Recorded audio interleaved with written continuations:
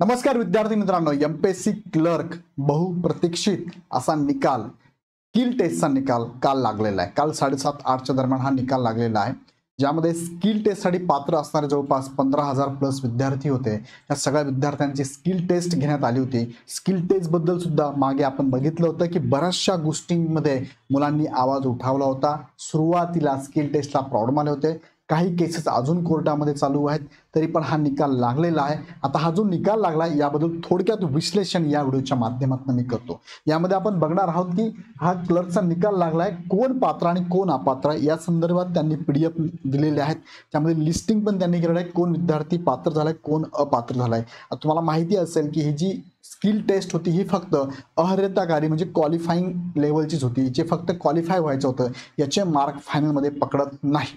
दुसरा मुद्दा आहे की पुढील निकालाची प्रोसेस काय असणार ते पण मी थोडक्यात तुम्हाला सांगतो। एमपीएससीचं नोटिफिकेशन तुम्ही जर बघितलं मेन्स, तर त्यामध्ये त्यांनी मेन्शन केलंय की ही क्वालिफाईंग टेस्ट झाल्यानंतर पुढची प्रोसेस काय असणार आहे, तुमचा निकाल कसा लागणार आहे। आणि पुढचा मुद्दा आहे स्किल टेस्टचे मार्क फायनलमध्ये पकडले जाणार का, याचं उत्तर मी तुम्हाला आताच ऑलरेडी दिलेलं आहे। स्किल टेस्टचे मार्क फायनलमध्ये पकडले जाणार नाही। स्किल टेस्ट ही क्वालिफाईंग टेस्ट होती, हिचे मार्क फायनलसाठी पकडले जात नाही। मग कोर्ट केसेसचं काय होणार, निकाल कसा लागणार आहे, ह्या सगळ्या गोष्टी तुम्हाला विथ प्रूफ या व्हिडिओच्या माध्यमातून देतो। हा व्हिडिओ तुम्हाला आवडणारच आहे, लगेच लाईक करून ठेवा, चॅनल सबस्क्राईब करून ठेवा, कारण तुम्हाला विशिष्ट प्रकारची माहिती या गट क्लर्क संदर्भात किंवा तत्सम स्पर्धा परीक्षांसंदर्भात इथेच मिळणार आहे। मी तुम्हाला प्रॉपर माहिती देणार आहे, विथ प्रूफ देणार आहे। चला एका मुद्द्याकडे तुम्हाला मी घेऊन जातो। पहिले तुम्हाला माहिती असेल लिपिक टंकलेखक 7,000 प्लस जागा होत्या, नंतर त्या वाढलेल्या होत्या, अशा 7,000 प्लस मी ते पकडल्या। स्किल टेस्टसाठी किती विद्यार्थी पात्र झाले, टोटल 21,706। आता थोडाफार आकडा हा मागे पुढे होऊ शकतो, ही काय ॲक्युरेट बेरीज वजाबाकी तुम्ही करत बसू नका, मागे पुढे होणार आहे। स्किल टेस्टसाठी 21,706 विद्यार्थी पात्र होते। मराठीसाठी 8,581 होते, इंग्लिशसाठी 9,167 होते। आणि सवलत ज्या विद्यार्थ्यांना स्किल टेस्ट नसणारच आहे, ज्याला 6 संवर्ग आहे, भूकंपग्रस्त, प्रकल्पग्रस्त, अनाथ, दिव्यांग आणि माजी सैनिक आणि अनाथ अंशकालीन अशा विद्यार्थ्यांना सवलत होती। असे 3,992 विद्यार्थी होते। आता आफ्टर स्किल टेस्ट त्यांची स्किल टेस्ट झाल्यानंतर जो निकाल लागलाय त्यामध्ये पात्र झाले उमेदवार मराठी इंग्लिश बोथ मिळून 11,067, अपात्र झाले उमेदवार 3,800 आहे आणि सवलतीचे उमेदवार ॲज इट इज आहे 3,996 आहे। आता यामध्ये आपण बघूया की जसं आपण लिपिक टंकलेखक बघितलं तसं कर सहाय्यकाचं बघितलं तर टोटल कर सहाय्यकाच्या जागा ह्या 468 होत्या। 468 जागा कर सहाय्यकाच्या होत्या स्किल टेस्टसाठी बाजूने। कर सहाय्यक जागा 468 होत्या। आफ्टर स्किल टेस्ट पात्र झाले 532, अपात्र झाले 138 आणि सवलत असणारे 283। मग या विद्यार्थ्यांमधूनच 468 विद्यार्थी निवडले जाणार आहे। आता हे आकडे थोडे मागे पुढे होऊ शकतात, मी तुम्हाला पहिलेच सांगितलंय। आता मुख्य मुद्द्याकडे अजून घेतो तुम्हाला मी। बघा हे नोटीस आलंय 3 सप्टेंबर 2024चं नोटीस आहे। यामध्ये त्यांनी सांगितलेलं आहे, हे प्रसिद्धी पत्रक आहे, लिपिक टंकलेखक कौशल्य चाचणी निकषानुसार पात्र व अपात्र ठरलेल्या उमेदवारांच्या निकालाबाबत त्यांनी हे नोटीस दिले आहे। यामध्ये एक महत्त्वाचे 2 मुद्दे मी तुम्हाला इथे क्लिअर करतो, बघा नीट लक्ष द्या या मुद्द्यांकडे।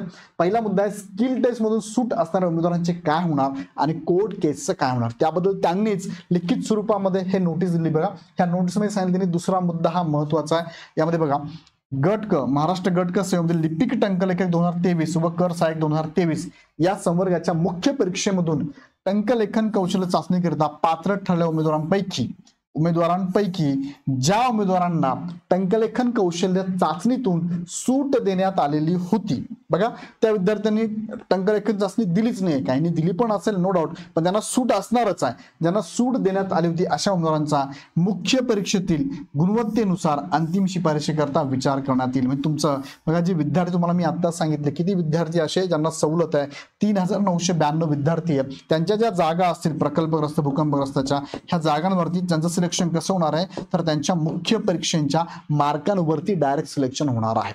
असंही तुम्हाला याच्या पहिले मी सांगितलं होतं, भरपूर व्हिडिओ मी याच्यावर घेतले होते, भरपूर अनालिसिसचे व्हिडिओ तुम्हाला मी दिले होते। जे 6 संवर्ग, ह्या 6 संवर्गांना स्किल टेस्ट द्यायची गरज नाही, जरी तुम्ही फॉर्म भरताना सगळं शो केलं होतं तरी पण गरज नव्हती तुम्हाला, बरोबर। त्यानंतर पुढे आहे तिसरा मुद्दा, प्रस्तुत संवर्गाच्या टंकलेखन कौशल्य चाचणीचा निकाल माननीय महाराष्ट्र प्रशासकीय न्यायाधिकरण छत्रपती संभाजीनगर येथे म्हणजे मॅट मध्ये हे जे अर्ज आहेत बघा, हे सगळे अर्ज आहेत, कोर्टामध्ये केसेस चालू आहे, अंतिम निर्णयाच्या अधीन राहून प्रसिद्ध करण्यात आलेला आहे. आता मुद्दा घ्या की या कोर्टामध्ये जी केस चालू होती कोणती केस आहे, तर ह्या उमेदवारांनी केस टाकली बघा, प्राधिकरणाचा मुद्दा, ही एक महत्वाची केस चालू आहे बघा. म्हणजे उमेदवारांनी काय केले, प्राधिकरणाबद्दल केस अशी टाकलेली आहे की प्राधिकरण जे जेव्हा फॉर्म भरला आपण, तेव्हा फॉर्म भरताना विद्यार्थ्यांनी बघा सुरुवातीला प्रिलिमचा जेव्हा फॉर्म भरला तेव्हा तुम्हाला सांगितलं होतं की तुम्हाला प्रेफरन्स द्यायचे बरोबर, प्रेफरन्स द्यायचे. जवळपास 200 प्लस प्रेफरन्स होते, 200 प्लस प्रेफरन्स का 285 प्लस प्रेफरन्स होते. तर प्रेफरन्स विद्यार्थ्यांनी काय केलं की स्पेसिफिक दिले. काही विद्यार्थ्यांनी काय केलंय, ऑप्शन ए निवडला. म्हणजे काही विद्यार्थ्यांनी काय केलंय, फक्त 10च प्रेफरन्स दिले. काही विद्यार्थ्यांनी काय केलंय, एक साधारणतः 100 प्रेफरन्स दिले. आणि काही विद्यार्थ्यांनी काय केलंय, टोटल ऑल प्रेफरन्स दिलेले, ऑल प्रेफरन्स.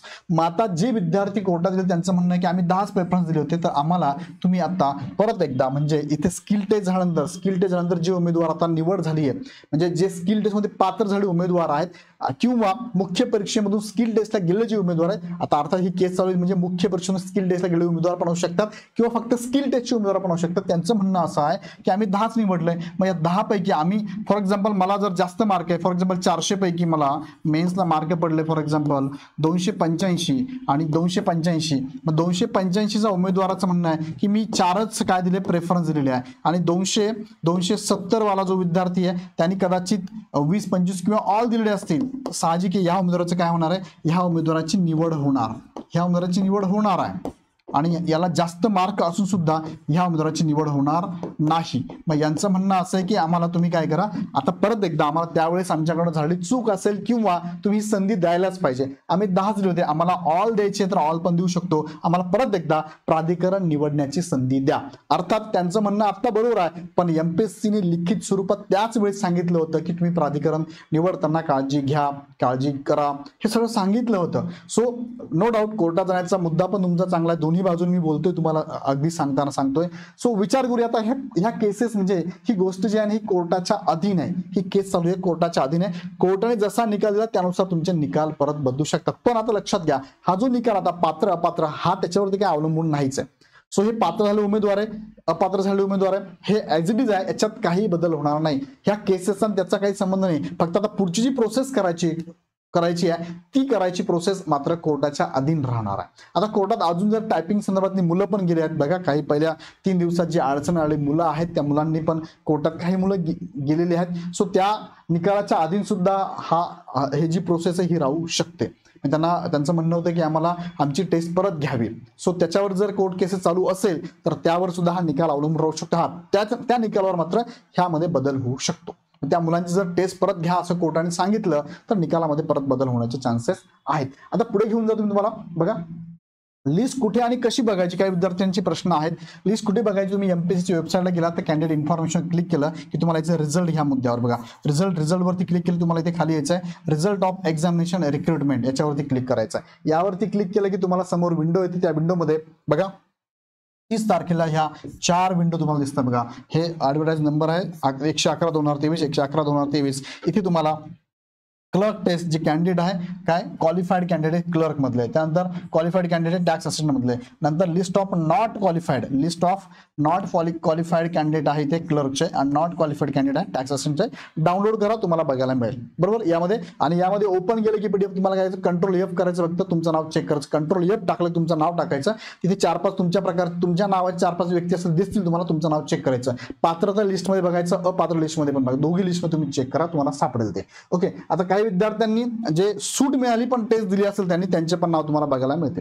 आता पुढचा प्रश्न आहे की स्किल टेस्टचे मार्क पकडले जातात का, जात नाही. त्यांनी ऑलरेडी लिखित स्वरूपात दिले बघा. दोन्ही एक्झाम कशा आहे, टंकलेखन कौशल्य चाचणी ही केवळ अर्हताकारी पात्रता म्हणजे क्वालिफाईंग स्वरूपाची असणार आहे. सो याचे मार्क पकडले जात नाही. आता याच्यात अजून काही प्रश्न अनुत्तरित आहे, जसं की पुढील निवडीची प्रोसेस काय असणार आहे, कुणाची होणार निवड कुणाची होणार. आता काही मुलांची मला प्रश्न आलेले आहे, सर माझ्या लिस्टमध्ये नाव आहे, माझी निवड होणार का. सर मी मेन्समध्ये 10ची लीड घेऊन आहे, माझी निवड होणार का. सर मी मेन्समध्ये 100ची लीड आहे, मी होणार का. बघा असे भरपूर, मी 100 असं बोललो, असे भरपूर सारे प्रश्न आहेत. या प्रश्नांची उत्तर मी लगेच देऊ शकणार नाही. इथून पुढे आता मी काही सिरीज सिरीज तुम्हाला घेतो या संदर्भातली तुमच्या मनातल्या प्रश्नांची. त्या सिरीज मधला हळूहळू एक एक प्रश्न तुमचा सोडवत जातो आणि तुम्हाला मी कळेल की मला काय म्हणायचं आहे, किंवा ह्या सगळ्या प्रोसेस मी एका व्हिडिओमध्ये सांगणं तुम्हाला किचकट वाटेल, किचकट समजणार नाही. सो पुढची प्रोसेस मी तुम्हाला सांगणार निवडीची प्रोसेस काय असतात. त्यासाठी चॅनल सबस्क्राईब करून ठेवा, तुम्हाला बेल आयकॉनवर क्लिक पण करून ठेवा. तुम्हाला पुढची प्रोसेस लगेच ऐकायची असेल, समजून घ्यायची असेल तर माझी व्हिडिओची सिरीज येणार ती एकदा व्यवस्थित बघा. आता यामध्ये पुढील निवडीची प्रोसेस त्यांनी सांगितली गुणवत्ता यादी कशी लागणार आहे. तर टंकलेखन कौशल्य चाचणीनंतर मुख्य परीक्षेच्या प्राप्त केलेल्या एकूण गुणांच्या आधारे सर्व संवर्गासाठी एकत्रित गुणवत्ता क्रमानुसार मेरिट लिस्ट तयार करण्यात येईल. आता पुढची प्रोसेस जी असणार ना ती प्रोसेस काय असणार आहे. पहिली प्रोसेस तुमचं काय होणार आहे, मेरिट लिस्ट लागणार आहे. बघा पहिली प्रोसेस तुमची काय, मेरिट लिस्ट लागणार, मेरिट लिस्ट लागणार. बरोबर, आता मेरिट लिस्ट लागेल, गुन्हा तुमच्या मार्कानुसार मेरिट लिस्ट लागेल. सरळ डायरेक्ट मेरिट लिस्ट लागेल, टॉपचा कोण, मधला कोण, खालचा कोण वगैरे वगैरे. त्यानंतर दुसरं काय, टंकलेखन कौशल्य चाचणीमध्ये अर्हतागारी ठरलेल्या उमेदवारांचा विकल्पानुसार कर, सहाय्यक तसेच लिपिक टंकलेखन संवर्गासाठी निवडीकरता विचार करण्यात येईल. म्हणजे आता तुमचं लक्षात घ्या, जे विद्यार्थी बघा, दुसरं काय, जे विद्यार्थी इथे क्वालिफाईड झालेले आहेत, कुठे दोघं ठिकाणी, काही विद्यार्थी दोन्ही ठिकाणी असू शकतात. एक टॅक्स असिस्टंटला पण असू शकतो, क्लर्कला पण असू शकतो. बरोबर बरोबर, मग यांची लिस्ट लागणार. इथला विद्यार्थी इथे पण असू शकतो, इथला विद्यार्थी इथे पण असू शकतो. त्यांची काय मेरिट लिस्ट लागेल, मेरिट लिस्ट लागेल. दोघं जे इथे सिलेक्ट आता आहे क्वालिफाईड आहेत त्याच विद्यार्थ्यांची मेरिट लिस्ट लागेल. जसं की 11,067 विद्यार्थी इथे यांची मेरिट लिस्ट लागणार आहे. आणि ज्यांना सूट आहे, ज्यांना सूट आहे ते पण त्याच्यामध्ये इन्क्लूड असणार आहेत, लक्षात घ्या. आता पुढचा मुद्दा अजून बरेच लिस्ट आहे की ज्यांना सूट मिळेल त्यांचे प्रश्न आहेत. सर मग आमची मेरिट लिस्ट कशी लागेल, काय लागेल, याच्याबद्दल मी सिरीज घेणार आहे. पुढचे व्हिडिओ माझे त्याचे असणार आहे. सो व्हिडिओ ह्या चॅनलला सबस्क्राईब करून ठेवा, तुम्हाला मी सांगतो. आता पुढे बघा, याचा अंतिम निकाल भरती प्रक्रिया कशी असेल.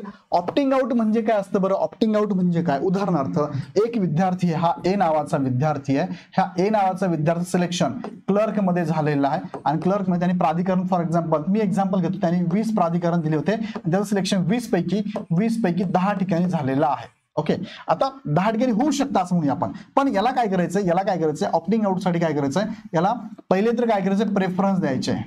प्रेफरन्स म्हणजे कसे बरं, याने 20 दिले ना, या 20 पैकी त्याला प्रायोरिटी वरती मला 20 पैकी किती ठिकाणी जागा पाहिजे, म्हणजे किती ठिकाणी मला, म्हणजे कोणत्या ठिकाणी मला आवडेल. फॉर एक्झाम्पल 20 ठिकाणी त्याने काय केले, प्रेफरन्स दिलेले आहे. मग त्याला इथे काय करायचं, आता इथे त्याला काय करायचंय, इथे बघा, प्रथम कार्यविधीनुसार गुणवत्ता यादी आयोगात प्रसिद्ध करण्यात येईल. सर्वसाधारण गुणवत्ता याच्या आधारे संवर्गाचा पसंतीक्रम तुम्हाला द्यायचा. बघा काय द्यायचं तुम्हाला, 20 पैकी पसंतीक्रम. पहिलं काय पाहिजे तुम्हाला, सेकंड काय पाहिजे मला, थर्ड काय पाहिजे मला, फोर्थ काय पाहिजे मला, फिफ्थ काय पाहिजे, असे टोटल किती 20 प्रेफरन्स त्याला द्यायचे. आला समजलं तुम्हाला. प्राधिकरण ऑलरेडी निवडलेले आहेत, त्यांनी 20 निवडले. सपोज त्या 20 पैकी त्याला आता काय करायचंय, त्याला पसंतीक्रम द्यायचा आहे की ह्या 20 पैकी मला इथे पहिले मिळालं पद चांगलं आहे, तिथे जर मी मेरिट मध्ये बसलो नाही तर मला सेकंड हे द्या, थर्ड हे द्या, फोर्थ द्या, असा ऑप्शन तुम्हाला ओपन होणार आहे. इथे लक्षात, हा पहिला मुद्दा. ओके, क्लर्कसाठी सेम तुम्हाला टॅक्स असिस्टंटला पण तुम्हाला काय करायचं, आता टॅक्स असिस्टंटला तुम्हाला काय प्रेफरन्स द्यायचे का, पसंतीक्रम द्यायचा का नाही, टॅक्स असिस्टंट आहेच ऑलरेडी. इथे लक्षात. हा, सो आता हे दोघं ठिकाणी तुम्ही, फॉर एक्झाम्पल हा विद्यार्थी या 2 नंबरच्या रँकला सिलेक्ट झाला, टॅक्स असिस्टंटला पण सिलेक्ट झालेला आहे, दोन्ही ठिकाणी तो सिलेक्ट आहे. मला त्याला काय करायचंय, ऑप्टिंग आउट करायचंय. मग तो काय करू शकतो, नाही मला टॅक्स असिस्टंट हे पद घ्यायचंय, इथून मला ऑप्टिंग आउट व्हायचंय. मग हा ऑप्टिंग आउट झाला तर साहजिक की पुढच्या विद्यार्थ्याला इथे काय मिळणार आहे, पुढच्या विद्यार्थ्याला इथे सीट मिळणार आहे. सो ऑप्टिंग आउट म्हणजे काय बघा, सर्वसाधारण गुणवत्ता याच्या आधारे संवर्गाच्या पसंतीक्रम सादर करण्यासाठी 7 दिवसांचा कालावधी संबंधित उमेदवारांना उपलब्ध करून देतील. आता काही दिवसानंतर तो ऑप्शन ओपन होईल तुमच्यासाठी. पहिले merit list, general merit list लागेल, त्यानंतर तुमचं मेरिट लिस्ट लागल्यानंतर जे विद्यार्थी मेरिट लिस्टमध्ये बसतात म्हणजे काय, जेवढ्या जागा त्याच्या आगे मेरिट लिस्ट लागेल. बरोबर, मग त्या उमेदवारांना काय करायचंय, पसंतीक्रम द्यायचा आहे. सगळ्याच उमेदवारांना पसंतीक्रम द्यायचा आहे. आता सगळ्याच जेवढे क्वालिफाईड झाले स्किल टेस्ट मध्ये सगळ्यांनाच पसंतीक्रम द्यायला संधी कदाचित देऊ शकतात ते. मग तुम्हाला संधी नंतर, कारण बऱ्याच विद्यार्थ्यांनी काय केलंय, काही कमी प्राधिकरण भरलंय, काही जास्त भरलंय, काहींनी 1-2च भरलंय, असं पण झालेलं आहे. सो तुम्हाला खूप जास्त मार्क पडले तरी तुम्ही जर 2-3च प्राधिकरण दिले असेल, तुम्ही तिथे जर बसला तर ठीक, नाही तर तुम्हाला सीट मिळणं अवघड आहे, म्हणजे ते सिलेक्ट होणं अवघड आहे. त्यानंतर पुढे काय सांगितलंय, लिपिक टंकलेखन संवर्गाकरिता उमेदवारांना नियुक्ती प्राधिकरणाने पसंतीक्रम सादर करावा लागेल. बघा मी तुम्हाला आता सांगितलं, पसंतीक्रम तुम्हाला द्यायचे आहेत.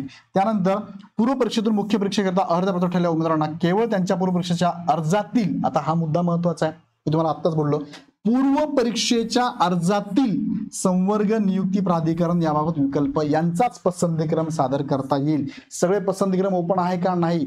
पूर्व परीक्षेला फॉर्म भरताना ज्या ज्या ठिकाणी तुम्ही प्राधिकरणामधून अप्लाय केलं होतं त्या प्राधिकरणाचेच पसंतीक्रम तुम्हाला द्यायचे. जसं की मी तुम्हाला सांगितलं 20च दिले असेल तर 20 पैकीच तुम्ही पसंतीक्रम देणार आहात. एखाद्या उमेदवाराने फॉर एक्झाम्पल एखादा उमेदवार असेल, हा बी नावाचा उमेदवार आहे, याने जर 4च प्राधिकरण निवडले असेल या 4चे पसंतीक्रम द्यायचे. काय 4चेच पसंतीक्रम तुम्हाला द्यावे लागणार आहे. फॉर एक्झाम्पल पहिल्या नंबरला मला हा पाहिजे, दुसरा हा, तिसरा हा आणि हा चौथा. जर या 4ही ठिकाणी तो जर बसला नाही, त्याला जास्त मार्क असून सुद्धा बाकी ठिकाणी बसू शकतो, पण त्यांनी प्राधिकरण निवडलेच नव्हते, त्या विद्यार्थ्याची निवड होणार आहे किंवा इथे नाही होणार आहे. पण दिले 4 प्राधिकरण होते, 4 पैकी जर त्याच्या मार्कानुसार मेरिटनुसार बसला एका ठिकाणी तर सिलेक्ट होईल, नाहीच बसला पण त्याच्यापेक्षा कमी मार्कवाले सुद्धा दुसऱ्या ठिकाणी सिलेक्ट होण्याचे चान्सेस आहेत. हा मुद्दा नीट कळतोय का. याच्यावर मी सेपरेट व्हिडिओ घेणार आहे. तुमचे अजून काही प्रश्न असतील याच्याबाबत तर मला कमेंटमध्ये टाका. जेवढे जास्त कमेंट ज्या टॉपिकवर येईल त्या टॉपिकवर पुढचा व्हिडिओ मी नक्की तुमच्यासाठी घेईल. पण हे समजून घ्या मला काय म्हणायचं आहे, तुम्ही पण समजून घ्या. आणि कोर्टात केसेस चालू त्या पण अधीन राहूनच सगळे निकाल लावले जातील हे पण त्यांनी क्लिअर केलेलं आहे. सो ऑप्टिंग आउटचा ऑप्शन पण येणार आहे. बऱ्याच विद्यार्थ्यांना लक्षात घ्या, ऑप्टिंग आउटचा ऑप्शन आला तर बरेच विद्यार्थी जर 2 ठिकाणी सिलेक्ट झाले, क्लर्क आणि टॅक्स असिस्टंट, तर विद्यार्थी टॅक्स असिस्टंटला सिलेक्ट जर तिकडे जर गेला तर काही विद्यार्थ्यांना इकडे काय मिळणार, त्यांना सीट अवेलेबल होणार आहे. पण लक्षात घ्या ऑप्टिंग आउट व्हायला पण पाहिजे, करायला पण पाहिजे. ज्याला जे पद पाहिजे निवड होताना 2 ठिकाणी होते ना, मग एकाच ठिकाणी या ठिकाणी सोडून द्या इतरांना. त्यात अजून मुद्दा काय माहिती का, प्रत्यक्ष यादी लागणार का. यस, प्रत्यक्ष यादी लागणार आहे. त्याबद्दल मी सेपरेट व्हिडिओ घेतो. काही उमेदवार बाहेर पडणार का, संधी मिळणार का. यस, उमेदवार बाहेर पण पडणार आहे, संधी पण मिळणार आहे. आता उमेदवार बाहेर पडणार त्याबद्दल भरपूर आहे. ऑप्टिंग आउट मधनं बाहेर पडतील. दुसरा मुद्दा, त्यांच्याकडे काही विद्यार्थ्यांना सर्टिफिकेटच नाहीये, मला माहिती आहे. काही विद्यार्थी फॉर्म भरत सगळं पण सर्टिफिकेट नाही आहे. त्यानंतर याच्यानंतर डीव्ही होणार का. यस, डीव्ही होणार. डीव्ही मधून सुद्धा काही विद्यार्थी बाहेर पडणार का. यस, बाहेर पडणार, कारण त्याच्याकडे सर्टिफिकेट नाहीये. इथे त्यांना मराठी इंग्लिश बोथ लागणार होतं. टॅक्स असिस्टंटला बोथ नाहीये. त्यानंतर तुम्हाला क्लर्कला दोघांपैकी एक पाहिजे होतं, त्यांच्याकडे नाहीये. असे पण इश्यू मुलांचे आहेत. काहींचे सर्टिफिकेट चुकीचे आहे, काहींचे सर्टिफिकेट जे सांगितले ऑथराईज पाहिजे होते ते नाहीये, त्यांचे वेगळेच प्रायव्हेट मधले असे पण विद्यार्थी असू शकतात. सो असे पण विद्यार्थी माझ्या माहितीप्रमाणे एक 10% विद्यार्थी यातनं बाहेर पडण्याचे चान्सेस आहेतच. जेवढे मला कॉल मेसेज मागे आले होते, जेवढं मी अनालिसिस केलं त्याच्यातनं मी तुम्हाला सांगतो की 10% विद्यार्थी म्हणजे 1001 विद्यार्थी असेच बाहेर पडणार आहे. 1100 विद्यार्थी बाहेर पडणारच आहे ज्यांच्याकडे प्रॉब्लेम आहे. डीव्ही मध्ये प्रॉब्लेम आहे, ऑप्टिंग आउट प्रॉब्लेम आहे, सर्टिफिकेशन प्रॉब्लेम आहे. त्यांचं ज्यांनी फॉर्म भरले, फॉर्म भरताना सर्टिफिकेट वेगळेच टाकलेले आहे, कास्ट सर्टिफिकेटच नाही कुणाकडे, एनसीएलच नाही कुणाकडे. ह्या सगळ्या गोष्टीतनं 10% विद्यार्थी बाहेर पडणार आहे. सो संधी काही विद्यार्थ्यांना मिळणार आहे, काहींची संधी जाणार आहे. सो लक्षात घ्या. तुमचे अजून हे बघा, ह्या प्रश्नांची उत्तर मी तुम्हाला पुढच्या व्हिडिओ देणार आहे. त्यासाठी सांगतो चॅनल सबस्क्राईब करून ठेवा, बेल आयकॉनवर क्लिक करून ठेवा, नोटिफिकेशनवर क्लिक करा.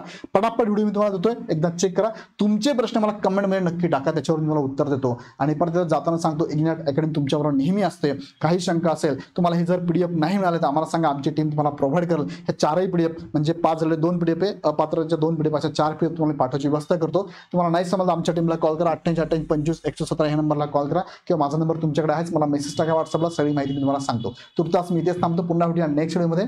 धन्यवाद.